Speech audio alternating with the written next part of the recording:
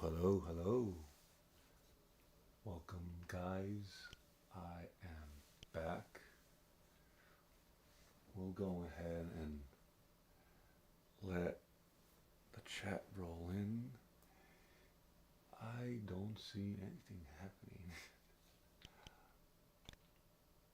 All right, well, let me see. Gonna be right back, guys. Gonna have to check something out.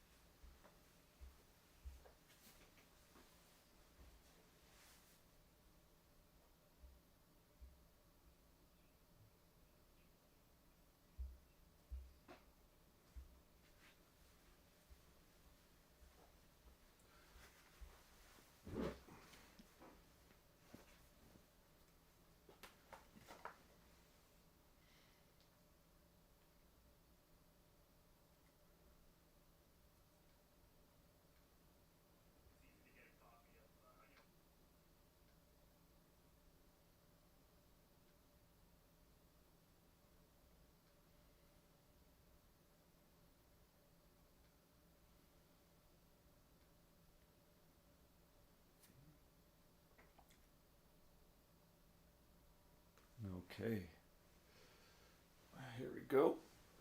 Sorry, guys, I was just trying to get my tablet ready.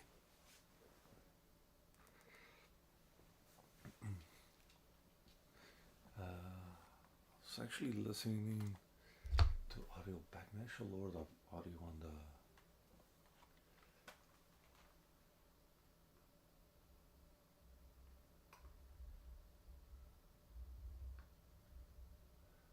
Okay.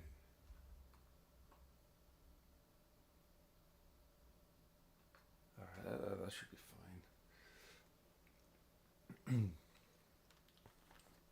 So, well, damn, look at all these games.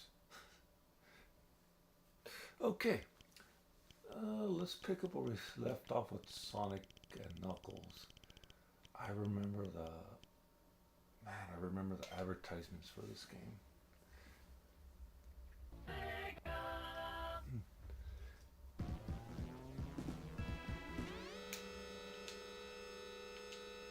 So,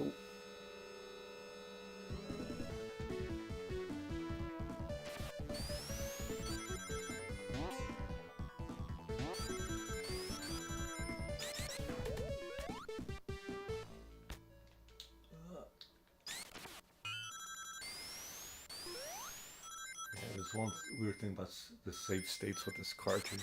It just messes up the music somehow. What?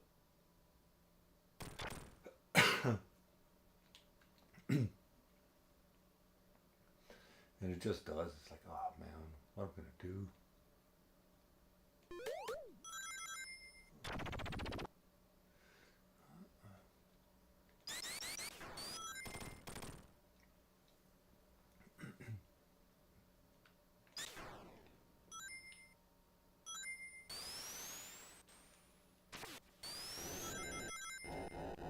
You know, when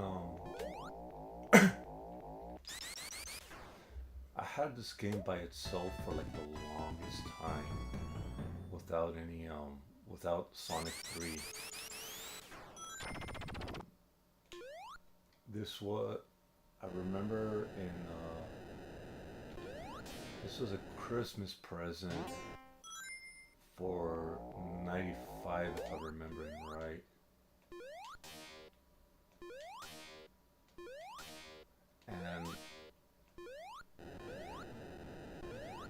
And it was just the Sonic and Knuckles cartridge by itself. But I knew it could be connected to Sonic 3, and that's like the definitive way of playing this game.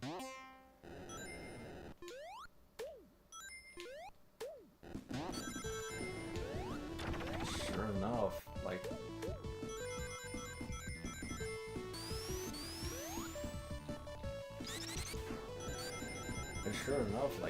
I, you know, you know, what my parents were like, no, this is all you're gonna get.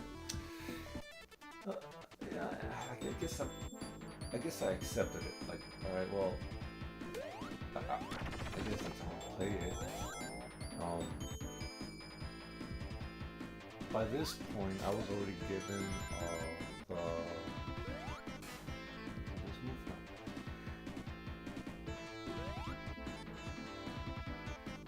By this point, I was already given the Genesis. I would actually have to put up those Genesis, and I was given that.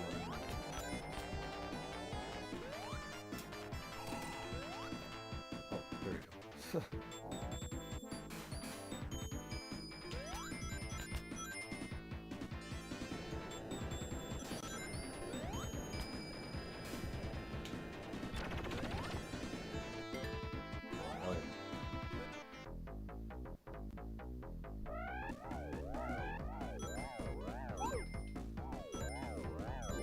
Oh,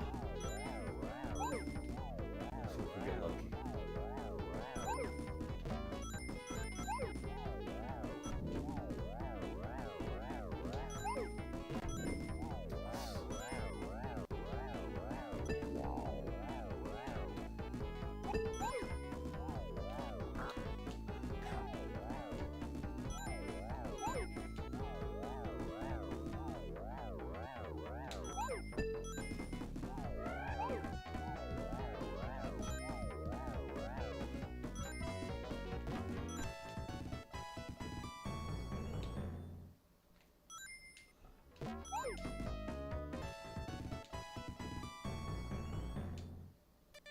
Oh well, at least I got a couple of free lives out of this.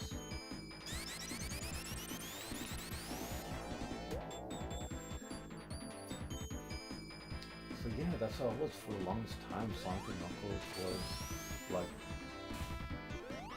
that was it. Like that's all. That's all I would play.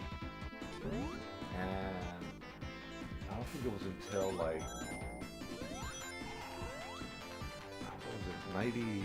I think it was around 99 that I finally got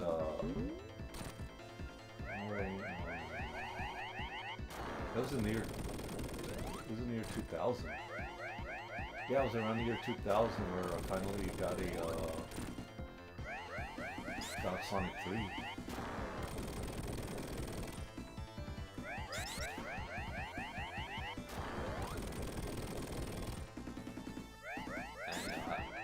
And I got it because it was cheap. Back then, retro gaming was very, very cheap. I would head up like video stores,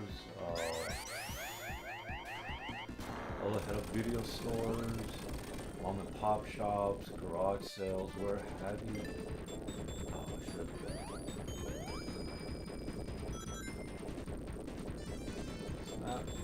Oh. Aww.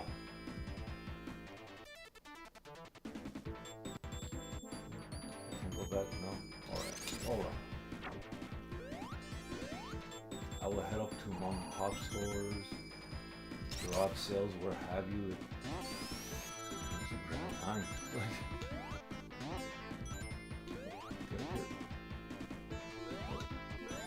Aww.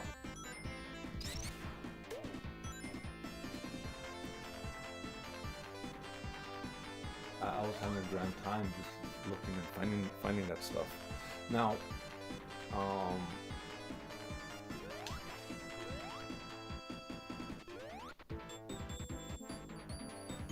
and to me, it just like seemed very, very cheap.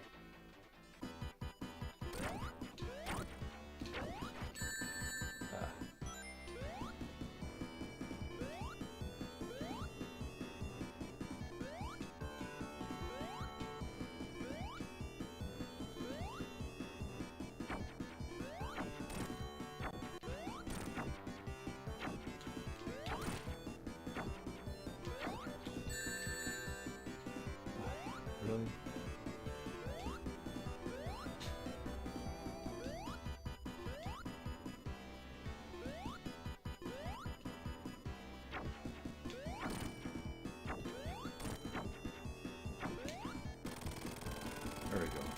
fixing it. I could do better. I know I could do better. No, I don't.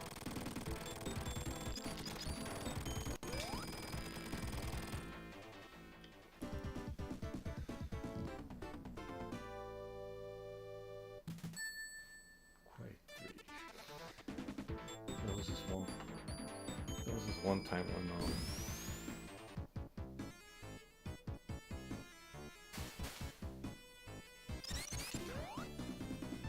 you know, what was it? It used to be called. It was before GameStop bought them. It was Funko Land, and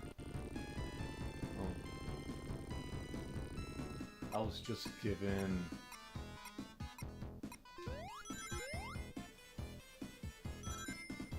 I was just given. What was I given? Yeah, my friend, he was moving away. He moved away, right? He was moving away. Sad to see him go, but he had like an extra NES. He had an extra NES, and that he was willing to give to me. So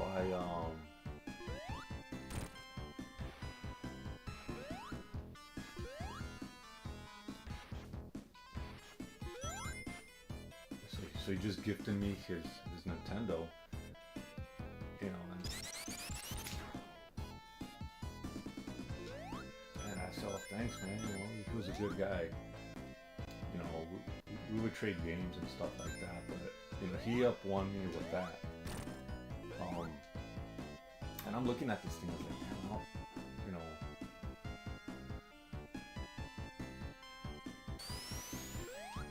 Is there anything I could get on that side? Probably not. So, and I wonder if I should turn supersonic here.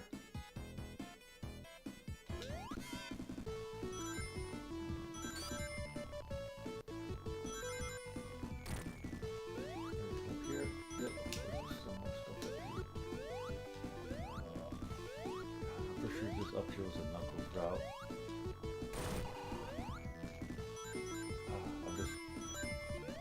I'm just wasting things now.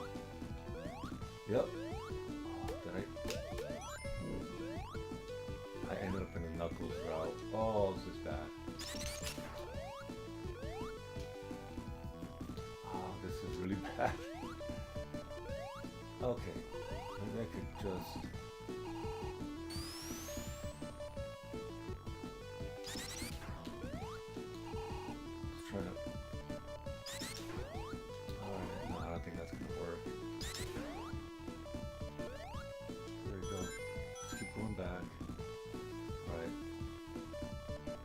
There we go.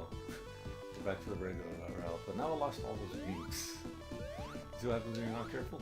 Alright, just keep going, keep going, keep going.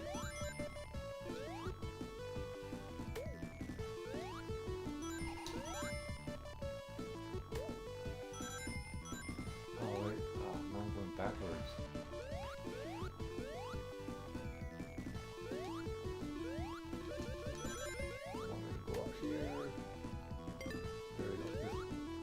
To stop the sonic transformation, I'll go in there. So he gave me his NES, and a neighbor, I shouldn't even call him a neighbor kid, but he was my neighbor. He was like a year younger than me. He wanted a Mortal Kombat strategy guide that I had. Right? And, you know, and he offered Legend of Zelda 1 he offered Legend of Zelda 1, and he offered and Adventures of Link, Legend of Zelda 2. And I went ahead, and I was like thinking, you know what? That's not a bad trade, right?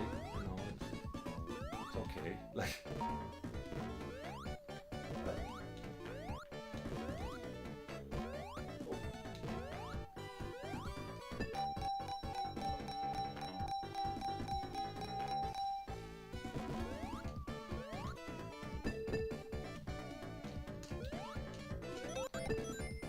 Get out of here. and those were my first two NES games. Um, the image quality was horrible because it needed new capsules and whatever. Oh, no worries.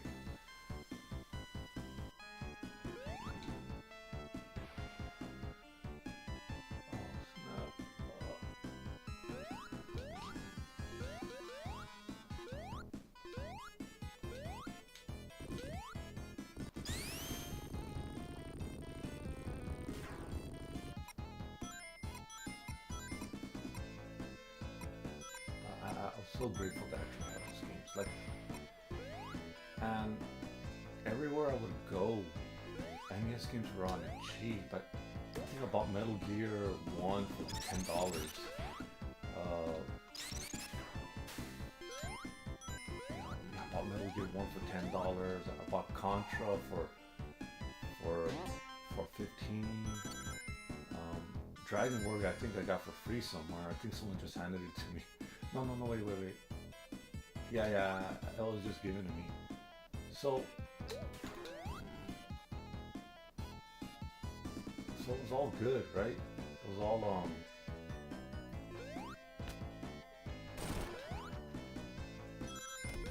Gradius. I was just buying everything and anything I could because it was all cheap.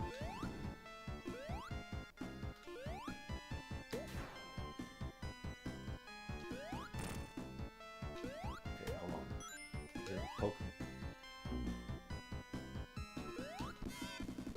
Get this. Get that. Oh.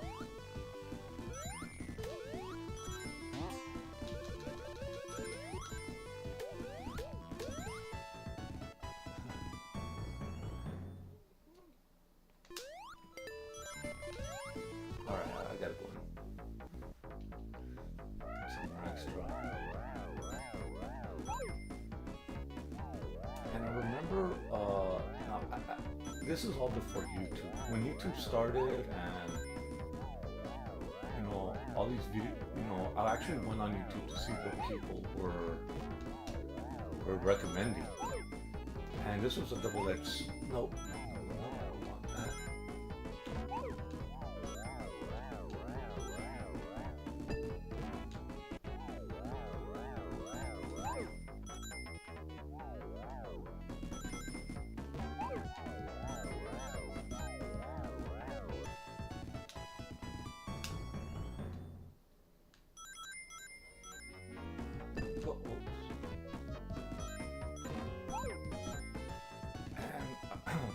Pardon me. And I went on YouTube to see what people were recommending, and and of course I would see things like Wizardry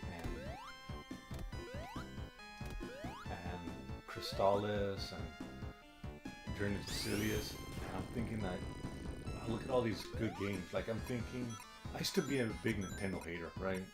But I grew up and I just kind of want to try what I've been missing out on, and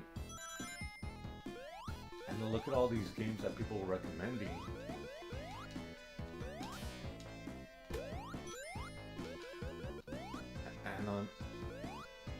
and unfortunately it was around that time that prices started to go up for all these NES games, right? I remember oh damn, I missed it.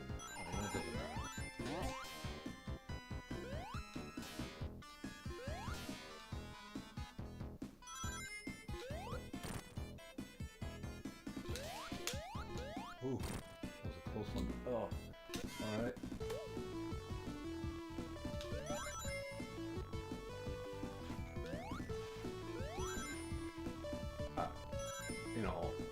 I remember Super Mario Brothers 3.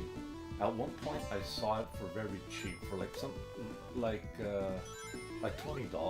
right? Well, a little under $20. I mean, it was a little less than $20.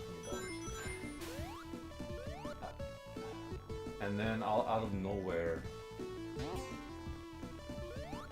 the price soared to the price soared from $20 up to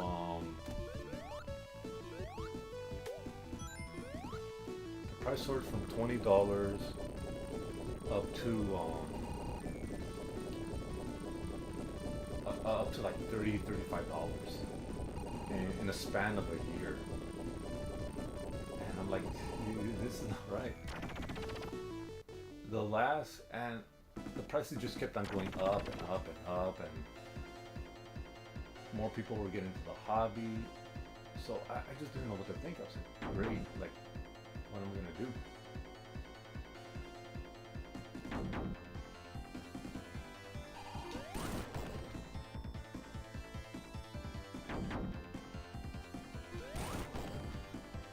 Things fast if I just let it continue.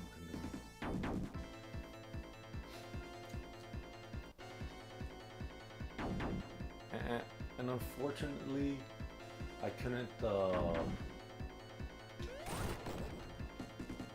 running out of time here.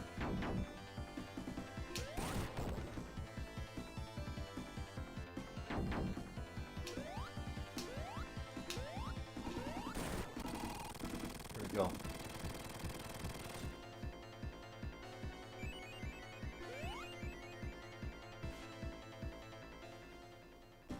Unfortunately,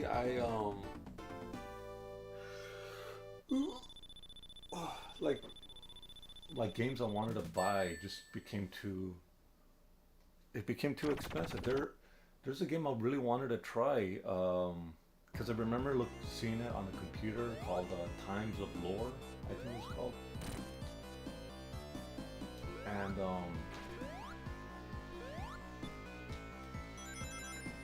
that game's like costs more than $100 right now.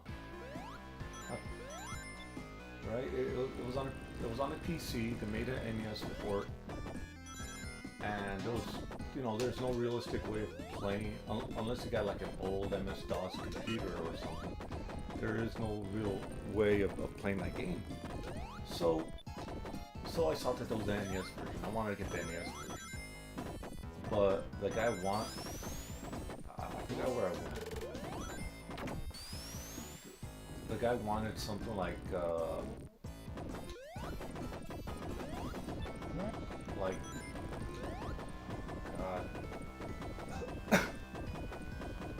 $100-something.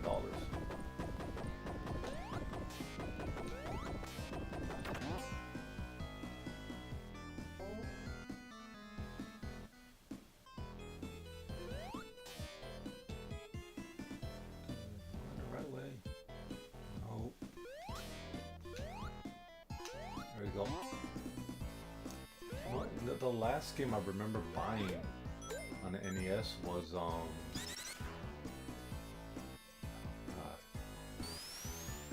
the last game I remember buying on the NES was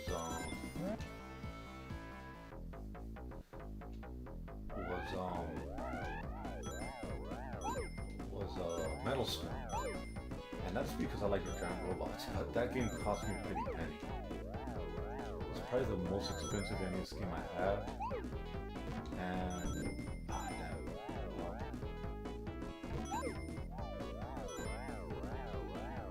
there we go.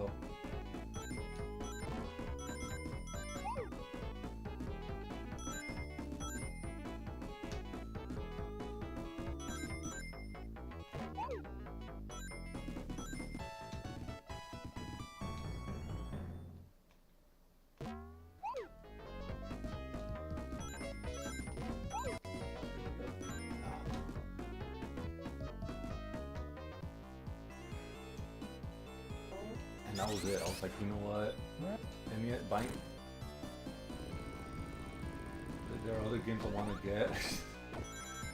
But I got a pretty sizable NES collection, and most of that I bought because they were very cheap.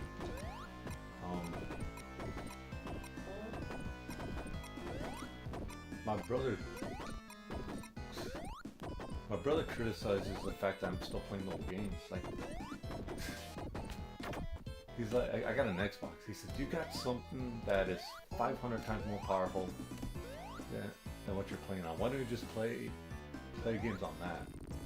And I told him, these are more fun.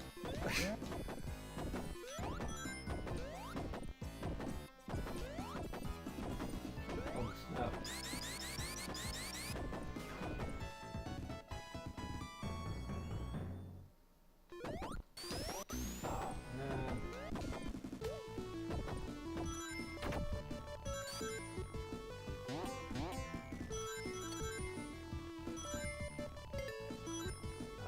stay.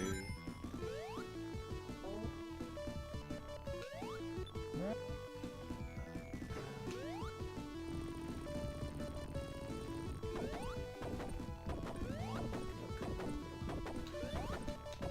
we go.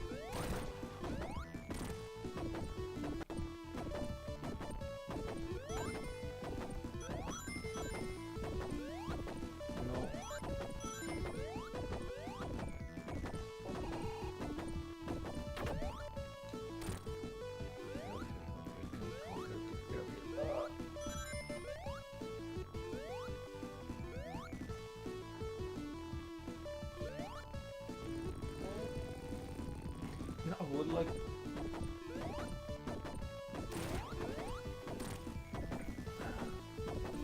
Thinking of bring my ABS.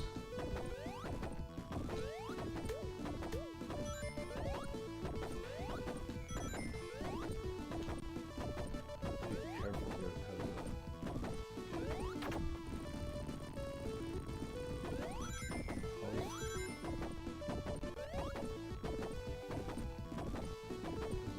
slower all of a sudden.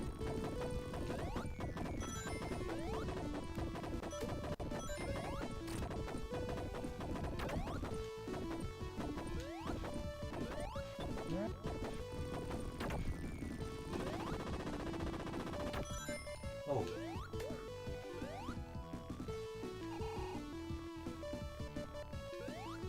There's a goal post.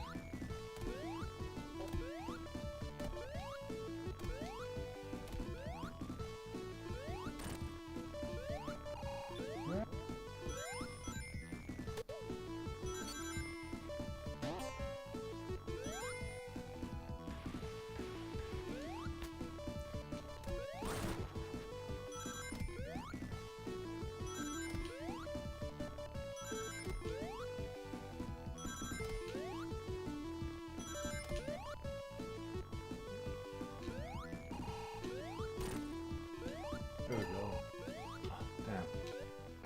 Well, what's up to get?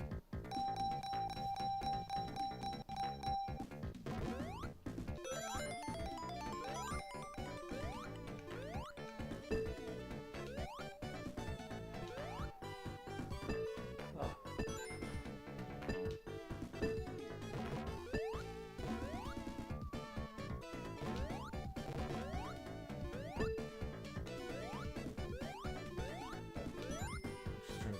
Nope, nope, nope, no. I'm gonna get an Eggman if I'm going back in there. Just trying to get more ring. Alright, alright. So over here, no, in there we go.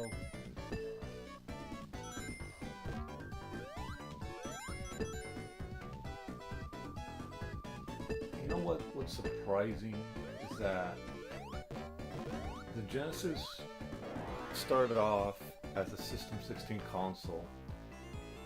And with all the scaling and rotating that the system was doing,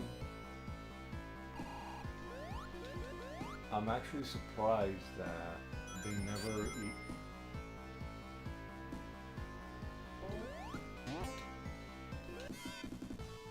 I'm actually surprised that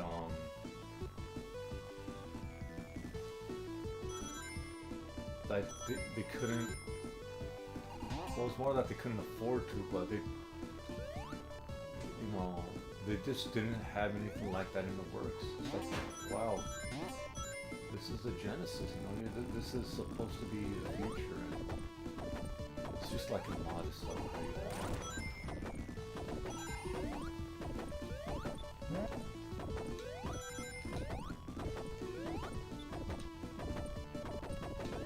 Oh!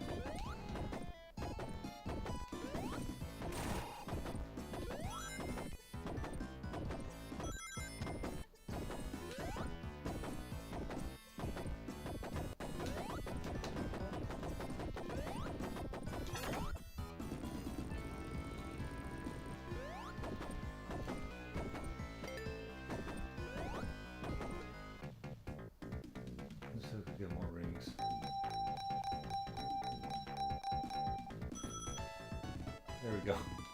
Let me get out of here. Let me get out of here.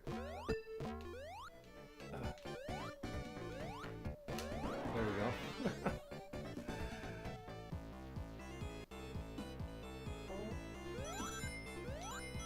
You know what I've noticed?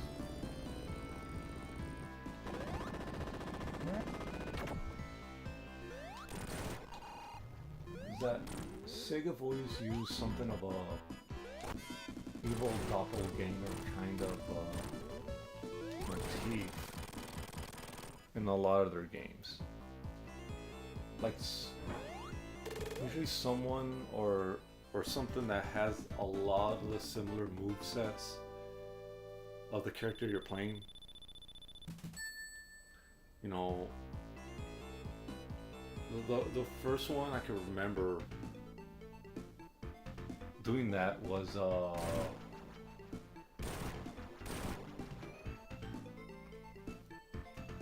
with Shinobi. You know, that last boss, the Masked Ninja. It used up like variations and attacks of Joe Musashi. Of course, that's Joe's master, so it would make sense. But at the time, I thought, oh, it's pretty cool that this, besides throwing shurikens, this guy, you know, he punches, he kicks, he has like, white shadows of himself.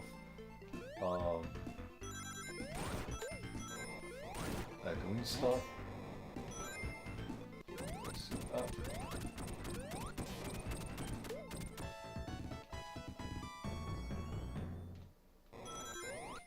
So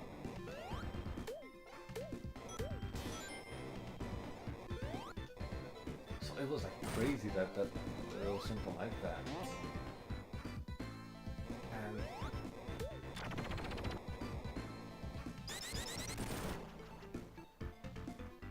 And there was something like that. Like I noticed that right away.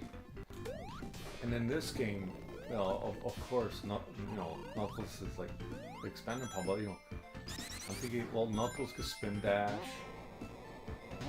Knuckles could run. It's probably more useful. No, I'm fine.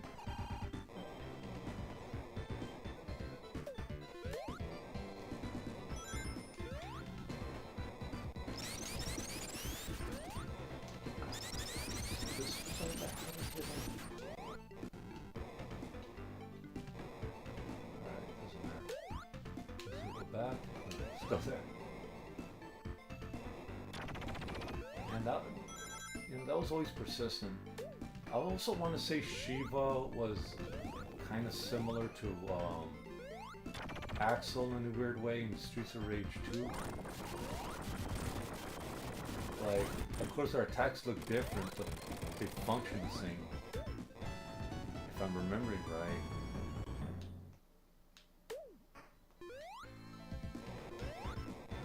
If I remember right, the attacks are function the same way. And I thought Shiva looked so badass in part 2. I was like, oh, I want to play him. Here. See? I'm starting to remember. There should be another one over here.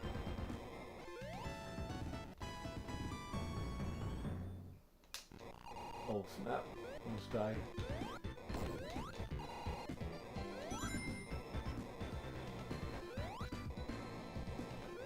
So like the idea of a doppelganger. And then when they did it again with Shadow, I was like, oh, okay, I think that's enough.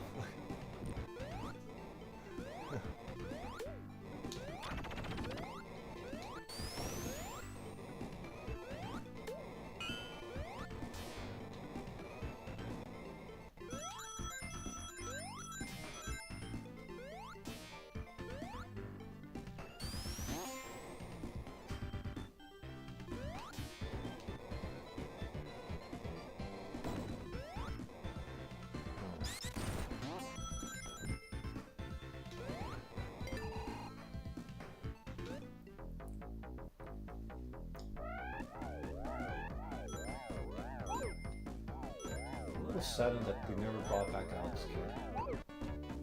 I really am. He was the first mascot. These games were tough but fun. Although thinking back, that Alex Kidd in Miracle World is a very tough game. I don't think a kid could have been able to get far with that. I think Sega realized their mistake. Get that. Sega realized their mistake was how difficult because even Alex Kidd in Enchanted Castle, his only Genesis outing, that game is tough as well. Not as tough as Miracle World, but it is tough. And you just like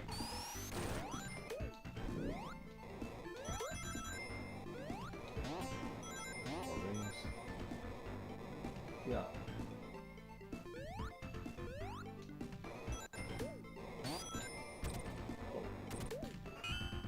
Oh.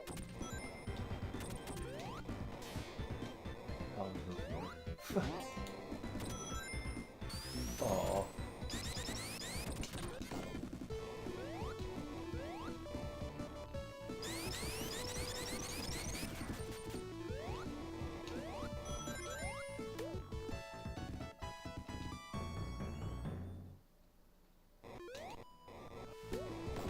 Whoa. Almost died there. Great.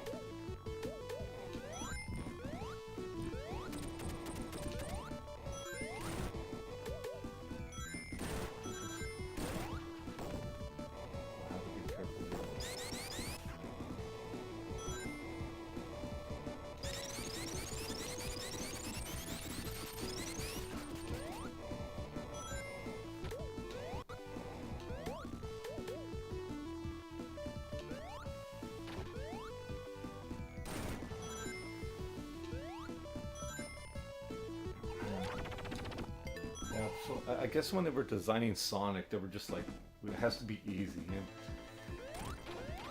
even the first Sonic's a little, it is tougher than,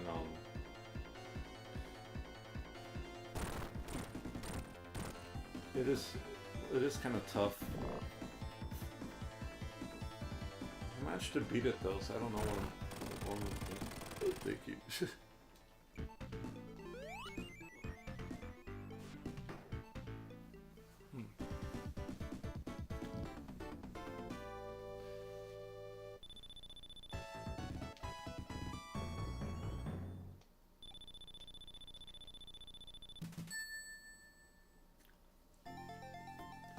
But in terms of simplicity, Sonic is easier than Alex Kidd.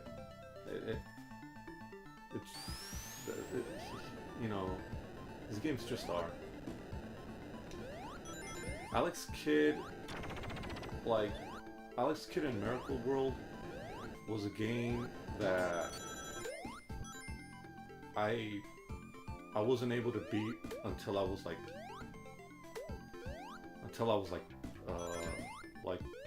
13. Like at that point, I finally got it. It was like, okay, there is a method to this madness. There's a way.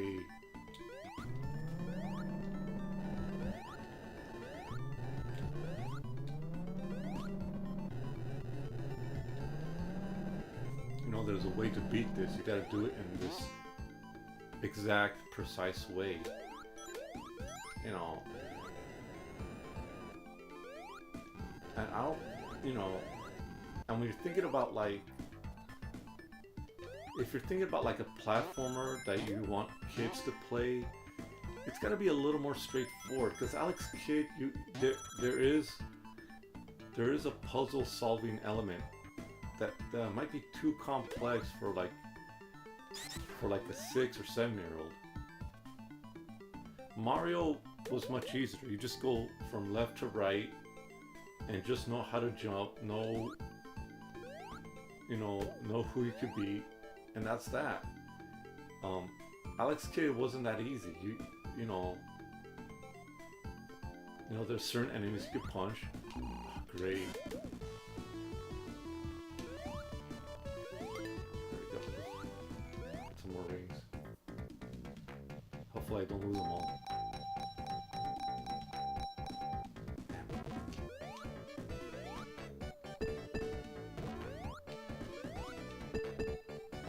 No. Oh, are you kidding me?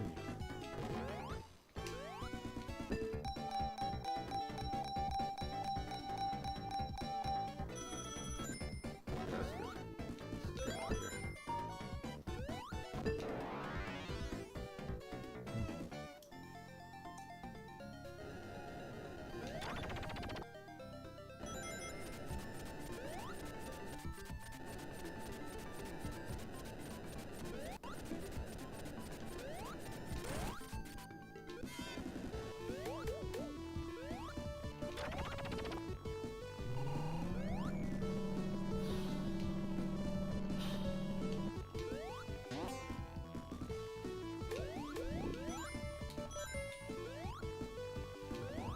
Here.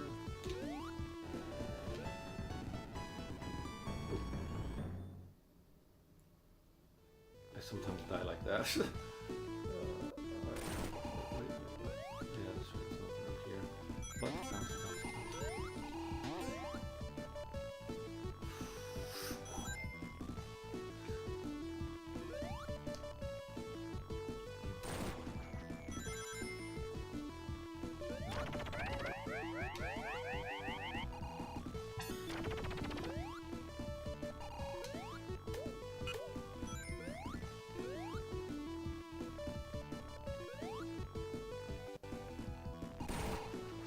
This again. Okay. There we go. We're just to get rid of the supersonic form.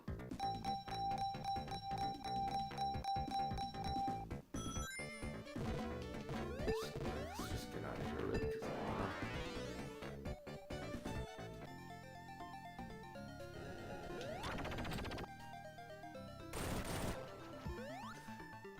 I really want to ask, like,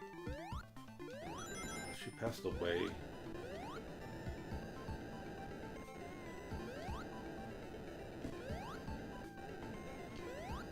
But, I really want to ask, like,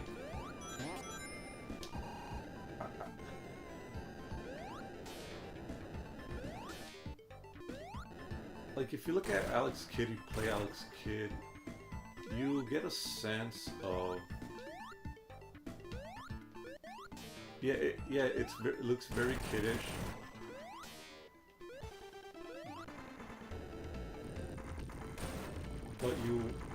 but also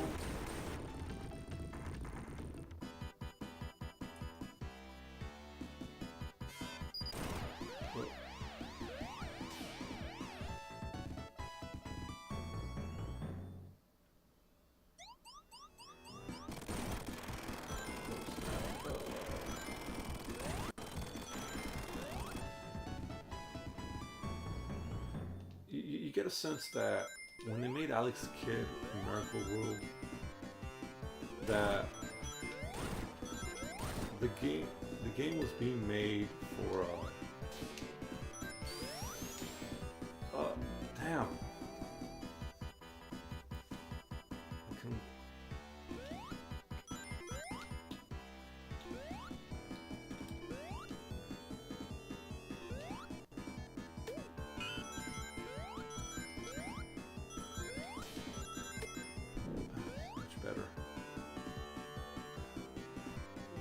When they made Alex Kidd, I feel like it was a game that the developers wanted to make, and not necessarily for a young kid.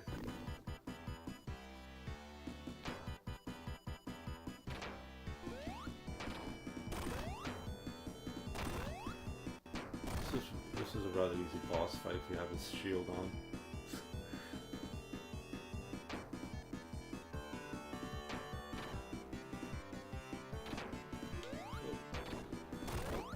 It is harder if you have to keep on landing on this. heist platforms.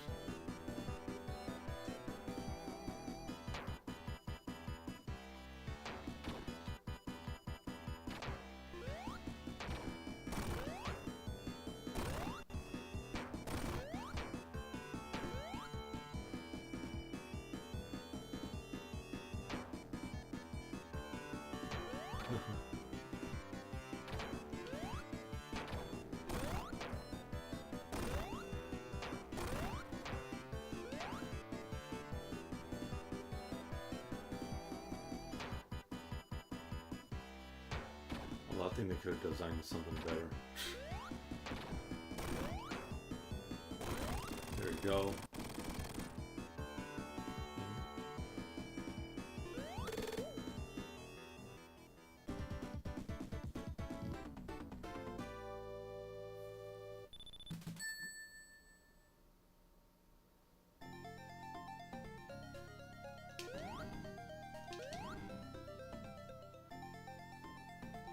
Hidden Palace Zone.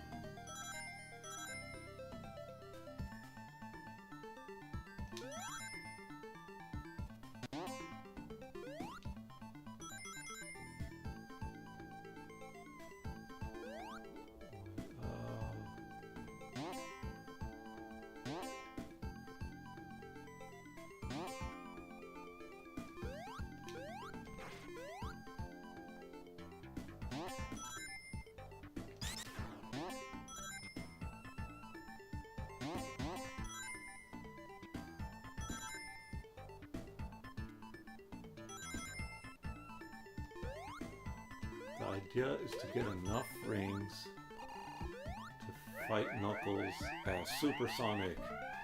There we go. Okay, let's get up there.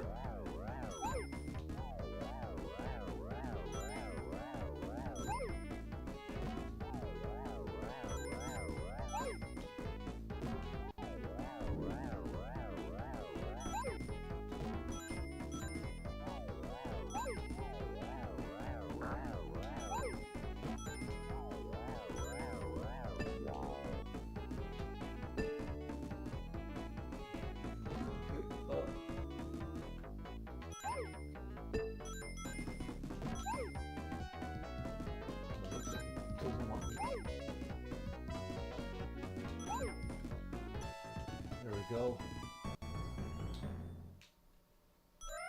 Oh, it's gonna get me, it's gonna get me. I'm not gonna let it go. There we go.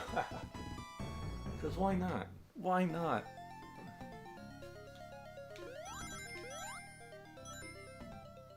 Bah!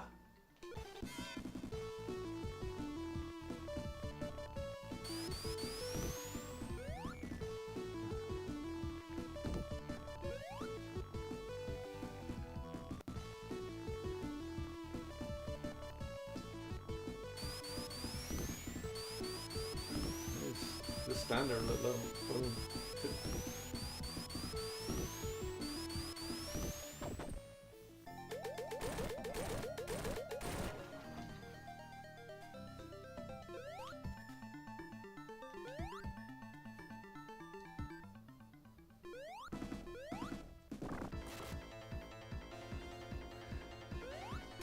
Now this is good storytelling. Right here.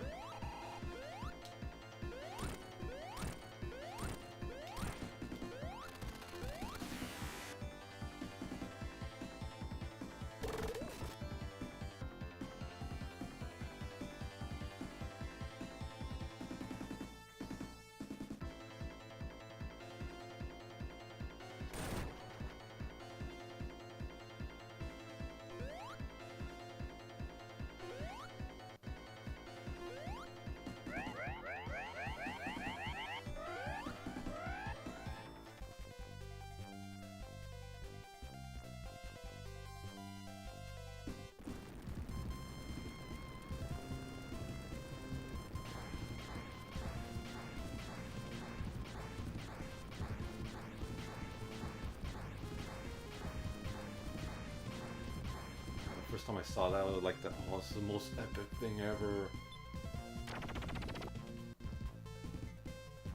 Oh wow! I just have to say that they really pushed the Genesis to the limits with this, man. They really did. Like, look at look at all look how much parallax scrolling. Probably not as much as Thunder Force 4, but you know, the fact that they got so much activity going in a stage like this, that just goes to show you that Yuji Naka knew what it was doing. Now the issue with this is that why couldn't, you know, I should probably consider recapping the Super Nintendo. What about getting another one and then modding it? Oh, I didn't know I had 50.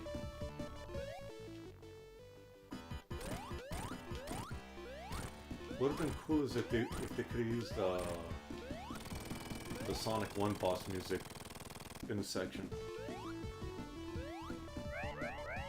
Like Sonic 1 was barely 3 years old at this point and was already making homages to it.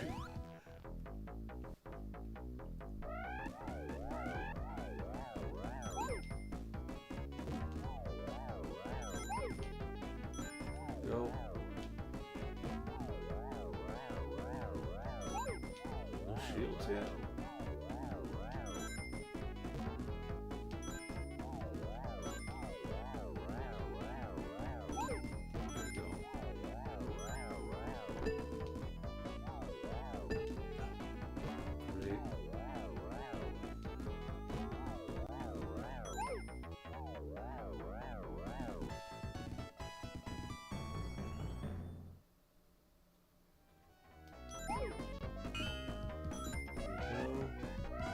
Get up there, get up there, get up there.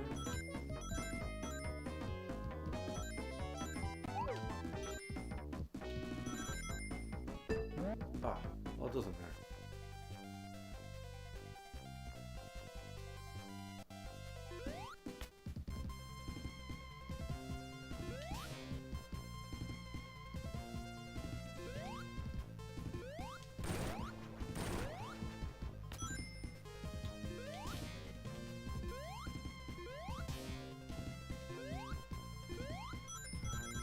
Keep that right there.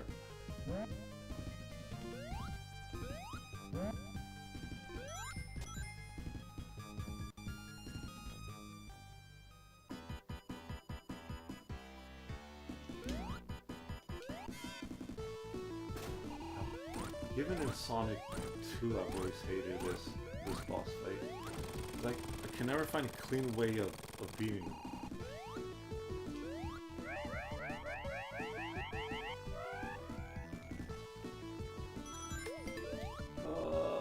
Yes.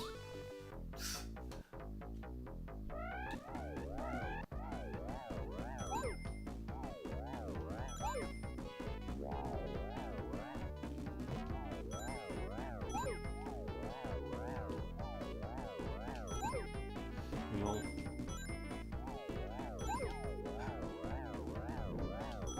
there was a control. I always felt myself to be a superior gamer than everyone around me. Because this is kind of stupid to think about now, but there was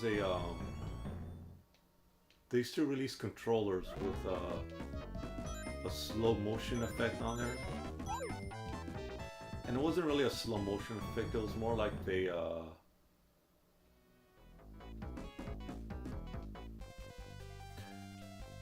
it's more like they went ahead and jammed the pause button really fast, Oh wait, that's where it came from.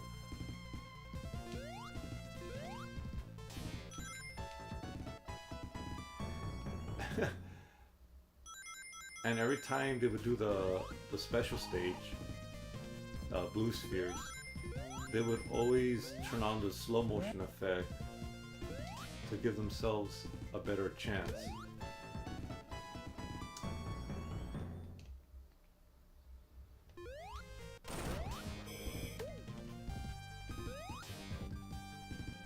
And you know, and I only had a 6-button control to work with. I didn't have a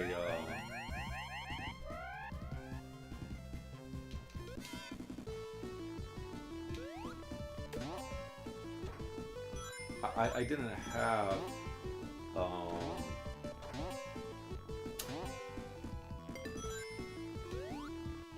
I didn't have a slow motion control. I got like a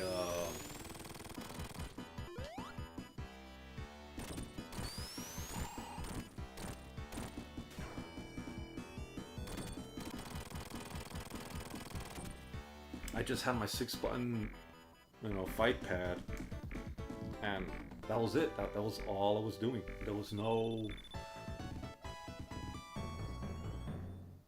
you know, there was no slow motion for me. It was me get good or not get supersonic. And I think it took me about a solid straight month of continually playing special stage. Like I knew I needed practice, so I would stick any random Genesis game onto the. I would stick any random Genesis game in the. Oh, great! I thought those things down there. Oh. Let me just get out of here then. I stuck any random Genesis game on the Sonic and Knuckles cart and start playing the blue spheres that oh really get over here. I start playing the blue sphere level that those, you know, that game would generate, and that was that. It was like, and when I started winning some of those, I got better and better. Oh,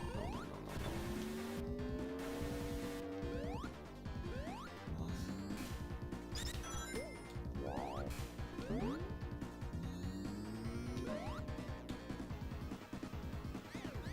And before long, like, I don't know, it just became muscle memory of getting, you know, beating the blue sphere game. Like I was like zoned out, and then I was zoned out, and before I knew it, I was already beating the blue sphere game. Oh god. There we go. Oh, they just keep attacking you.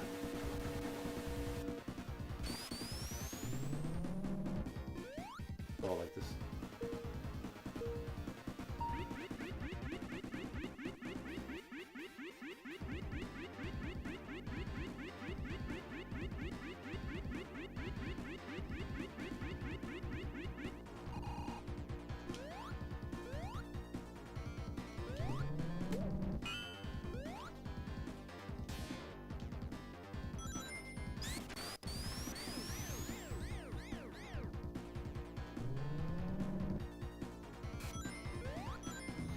Stuff here.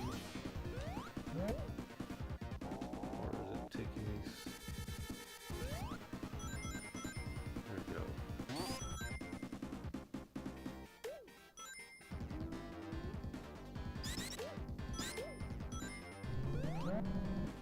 Just one more piece. Oh, I lost it. Alright. Let's try to get through this fast.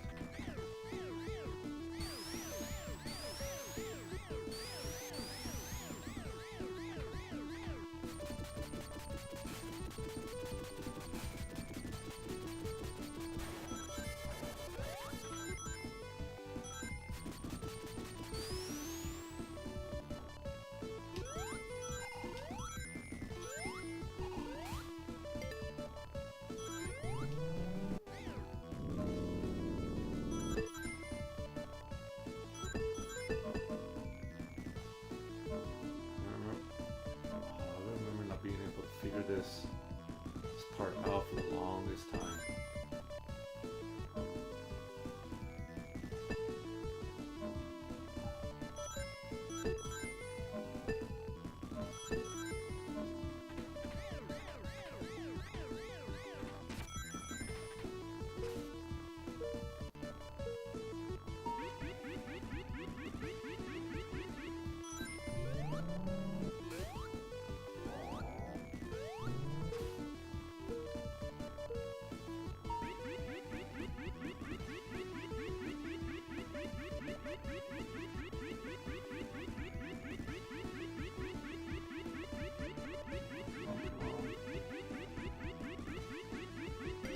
There we go.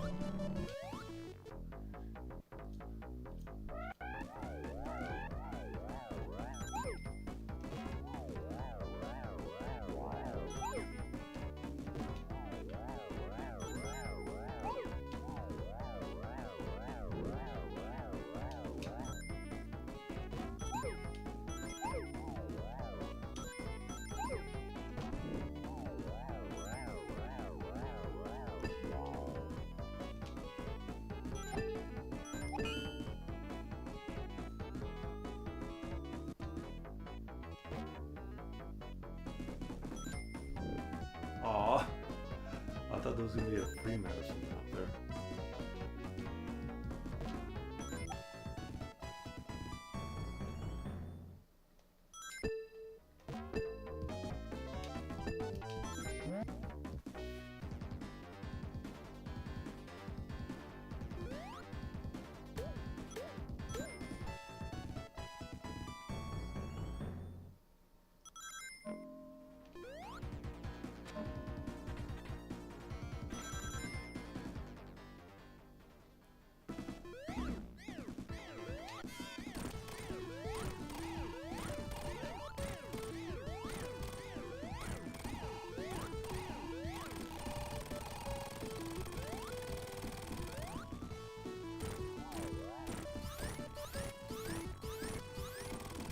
Haha, and that's how it's done. So we get something else to come out. No, alright, that's fine.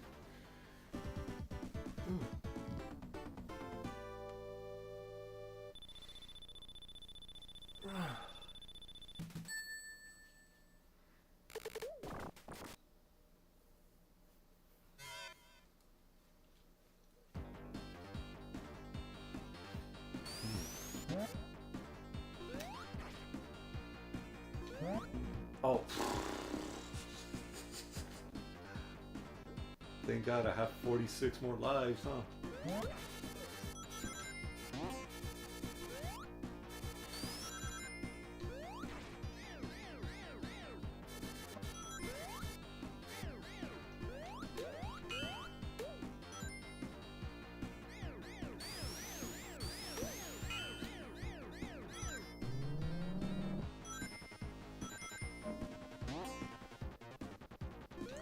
No, there was at one, oh, really? There was one point where I actually considered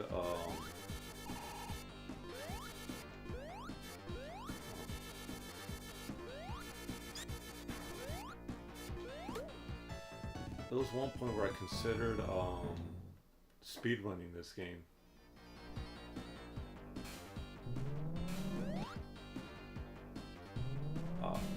You know, because what was that? I was able to beat it within like half an hour or something like that. But then then I saw actual speed runs of this game, and like people beating like in 15 minutes, and all these categories. Like, yeah, you know,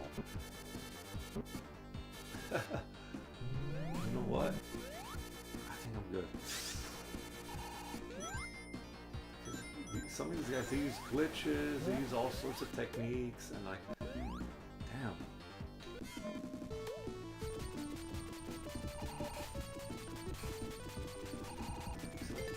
There you go. Yes. Get in. I have none of that. You know.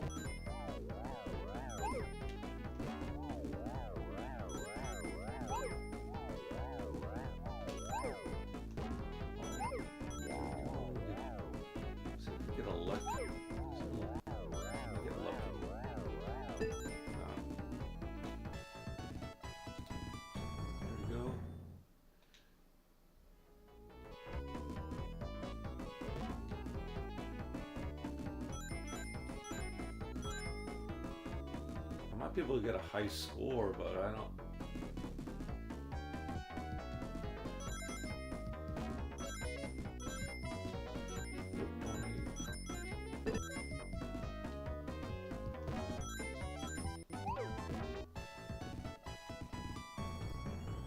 I might go for like a high score, but I don't think I could. I don't think I could realistically. Oh, jeez. I was trying to hold on to it.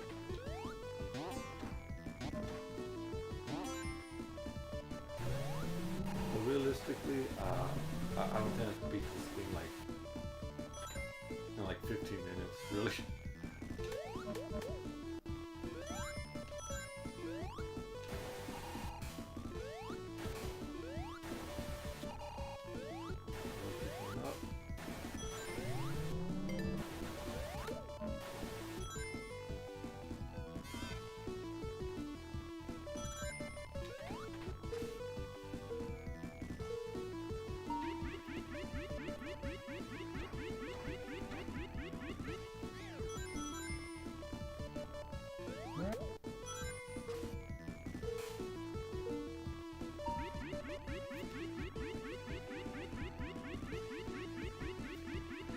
Maybe I could speedrun if I do like a lot of save states and practice specific segments again and again and again and again. Because I think speedrunners, when they play on emulation, they save state at a certain spot and they continually practice this one area.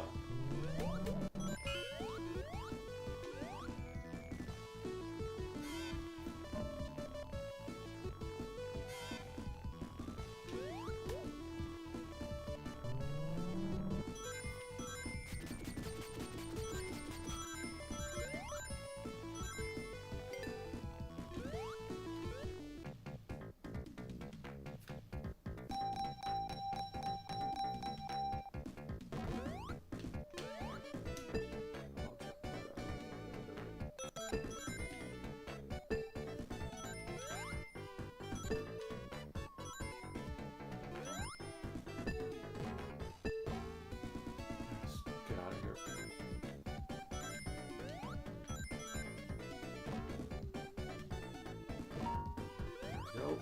No.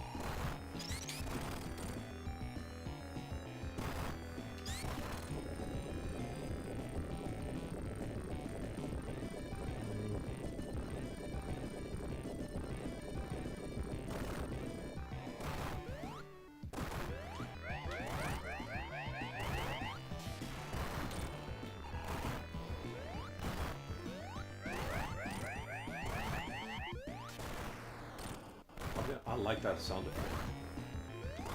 Oh, right.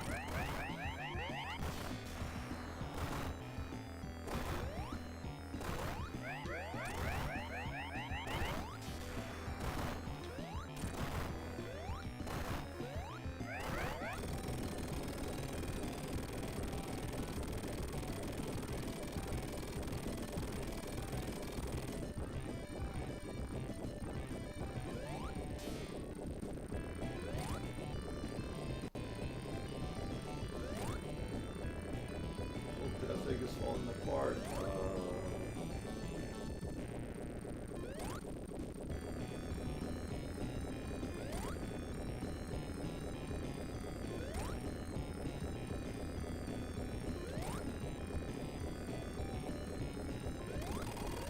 You know, I did see something.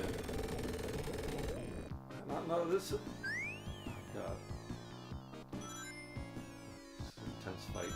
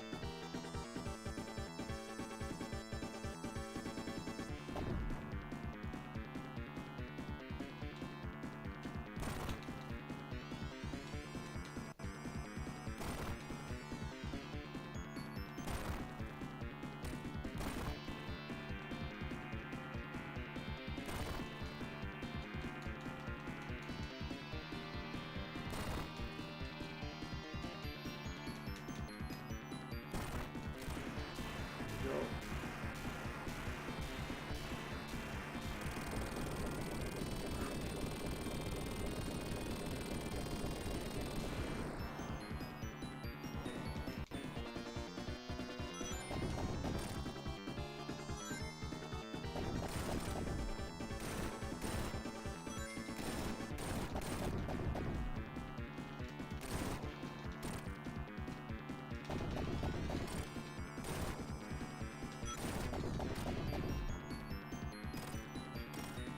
Get hit by that.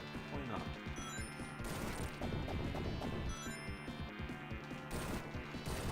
There you go.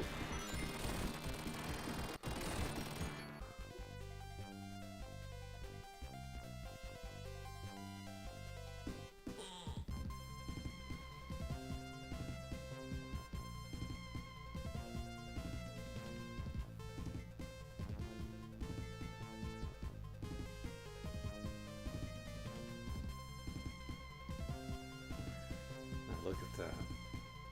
Ain't that beautiful?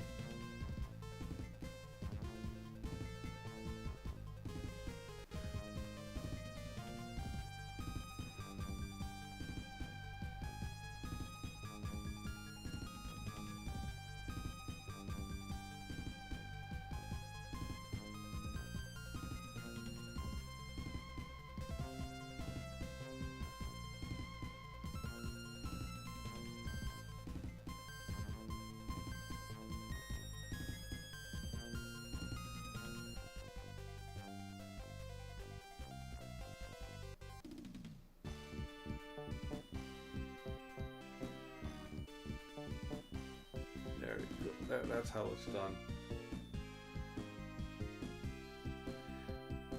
I have to tell you guys, Hayao Nakayama.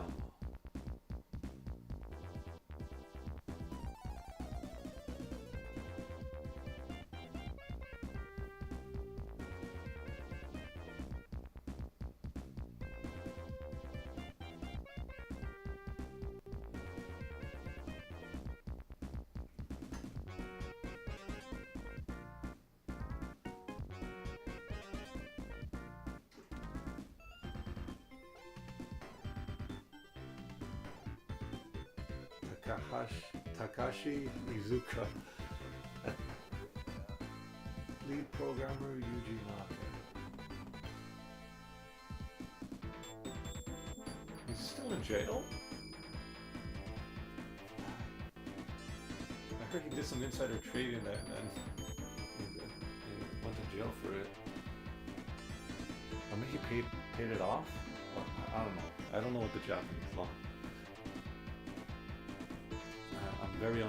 I'm very unaware of what's going on with Yuji Naka.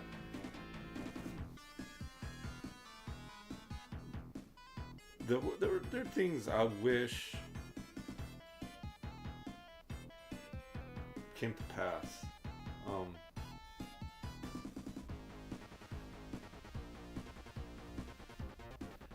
I could tell you right now,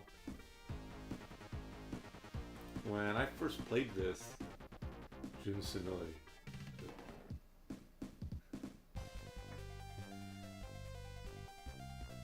Paul Leo,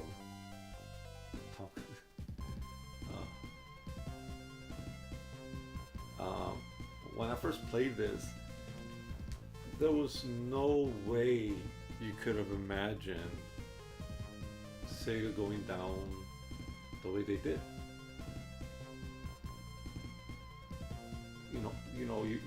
You think about Sonic's popularity, the games that are continually coming out again and again.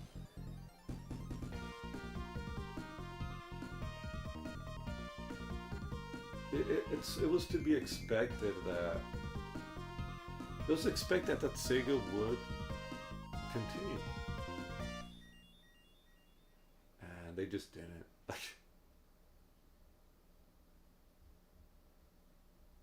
Instead, I was so hopeful. Oh, an egg robo.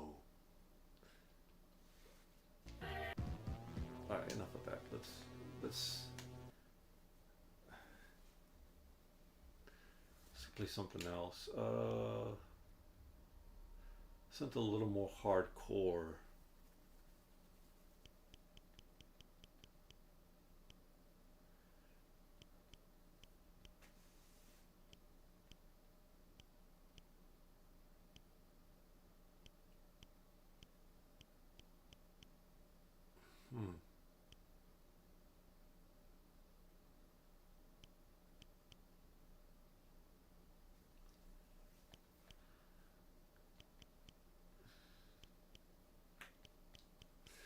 I got so many stuff in here.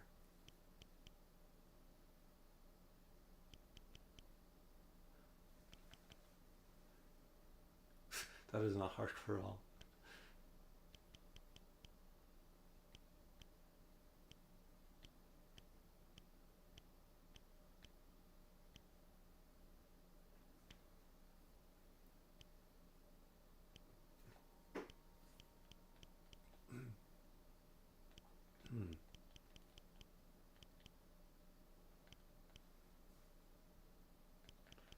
I've already played Batman before. Man. Let's play some Contra. Why not?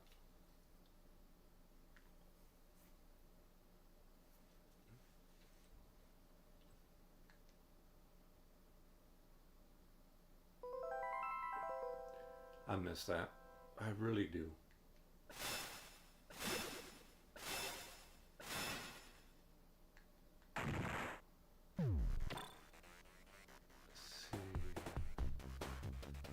There's a werewolf. It's payback time. It's payback time. Oh yeah.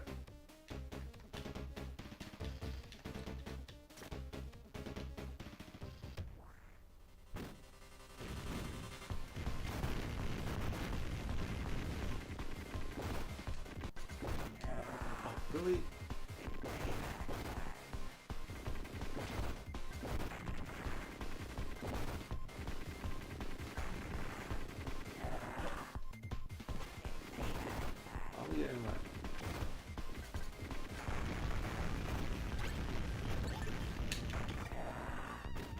What was that?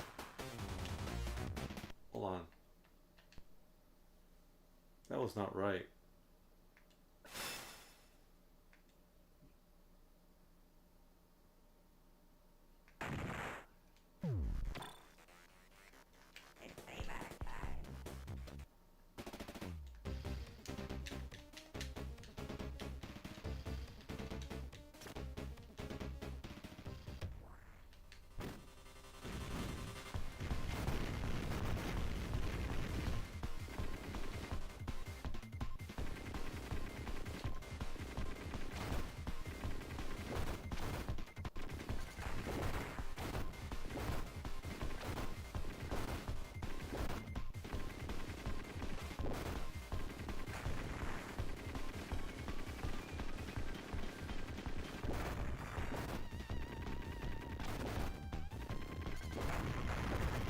Because the werewolf is bigger.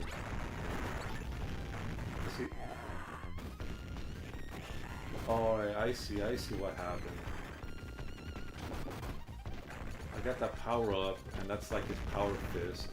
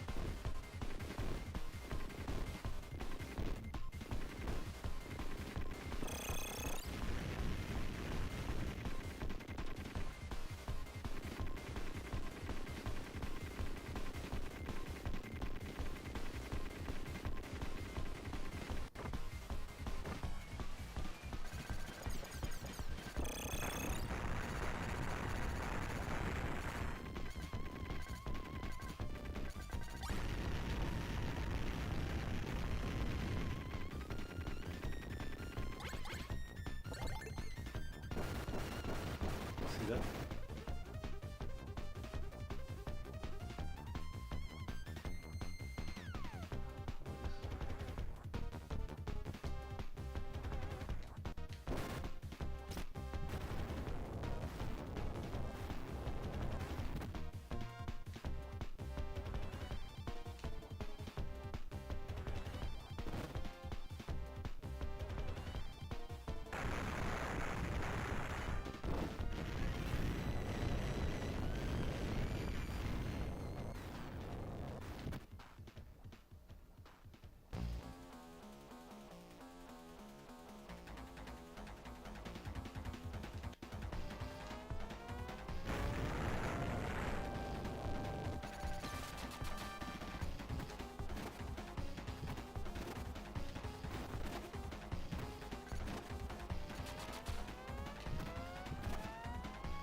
Seems weak.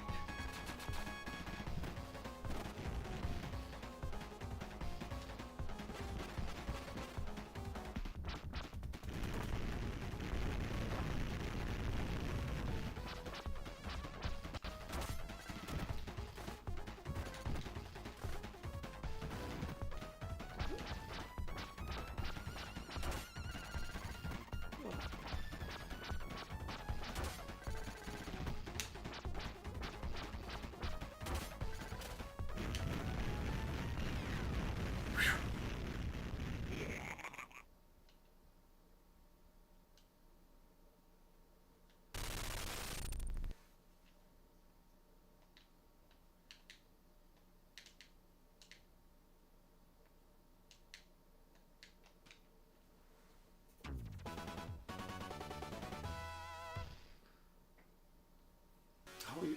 Oh, snap.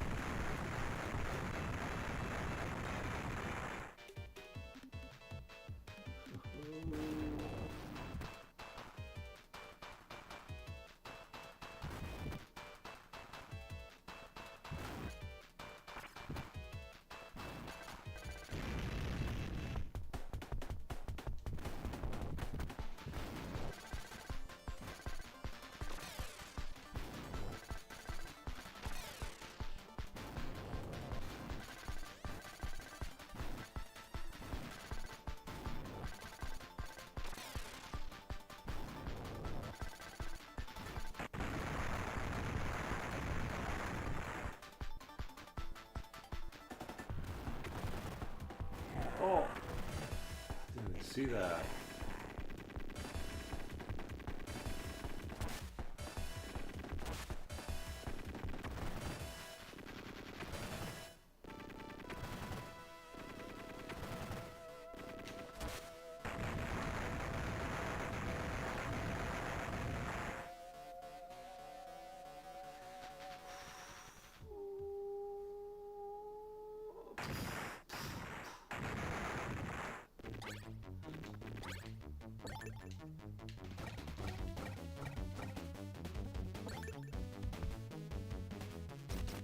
I'll stick to that for a while.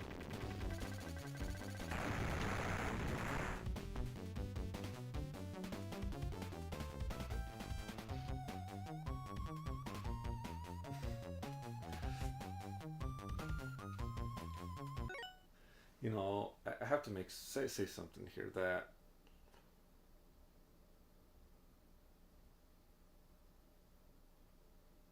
to me this was a turning around point um, for the Sega Genesis, because for the longest time I wanted to play these games on a Sega console.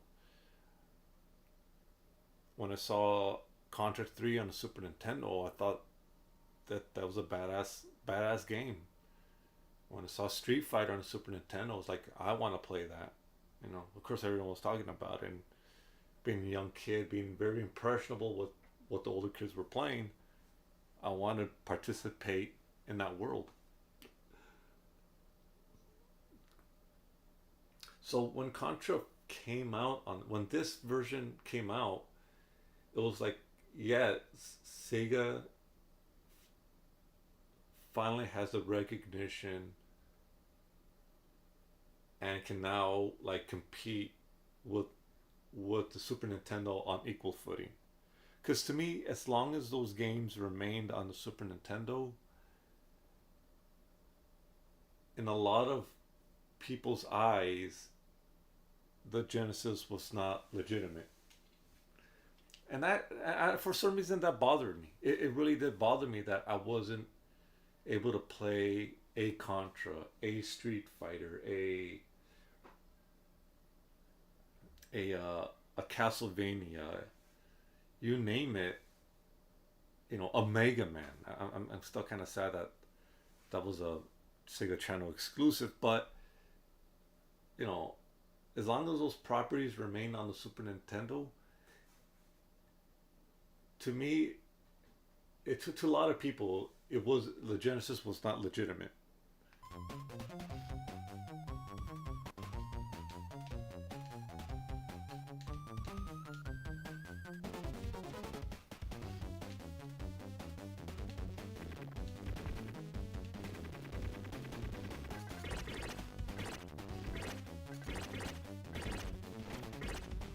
These guys are not dying right away.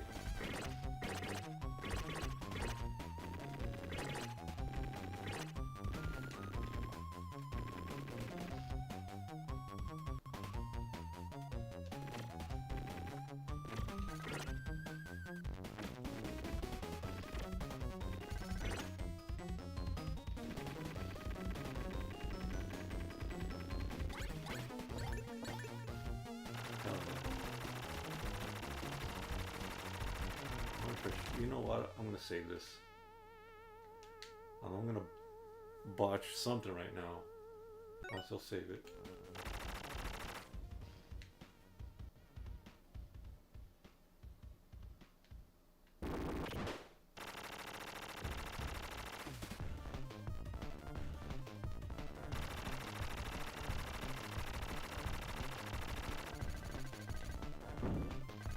Oh.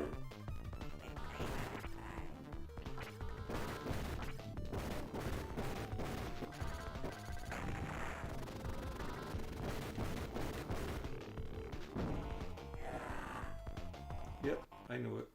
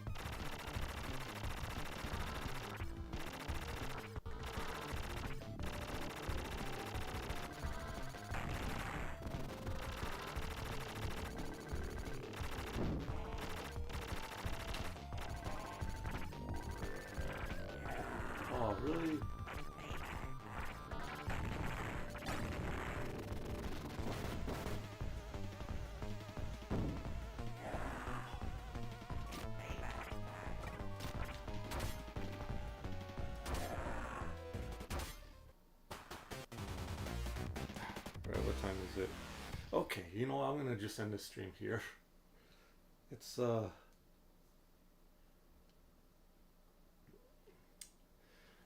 end the stream here, guys. I gotta do a couple of things.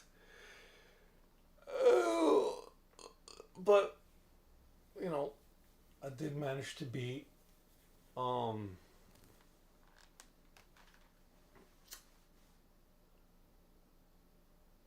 Sonic and Knuckles, which is easy to do. So yeah, peace out, guys. Take care.